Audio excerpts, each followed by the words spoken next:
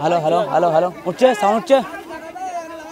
প্রিয় দর্শক এই মুহূর্তে গুরুত্বপূর্ণ খবর দিকে চোখ রাখবো। বাসন্তীতে আবারও তৃণমূলের উৎপাত। এই মুহূর্তে দেখতে পাচ্ছেন একাধিক অ্যালবেস্টার থেকে শুরু করে ঘরের পাঁচিল ভেঙে দেওয়ার অভিযোগ উঠছে সেই টিএমসি সরকারের উপরে। জানেন সেই টিএমসি সরকার নাকি বারংবার উন্নয়নে পরিণত হয়। আর এই মুহূর্তে যে বাসন্তীতে দেখানোর চেষ্টা করবো আপনাদেরকে, শুধু আইএসএফ করার জন্য তারা ফের সামনে বিধানসভা ভোট, তারা একটা মিটিং করার কারণে সেই আবারও বাসন্তীতে উত্তপ্ত পরিস্থিতি। এই মুহূর্তে সেই ছবি তুলে ধরার চেষ্টা করবো আপনাদেরকে। অবশ্যই এই মুহূর্তে গ্রামবাসী বা এলাকার মানুষরা এবং যাদের ঘরদোর ভাঙচুর করা হয়েছে, এই আইএসএফের নেতারা তারা কি জানাচ্ছেন আমরা সরাসরি কথা বলবো এবং তার মা বোনেরা কি বলছেন।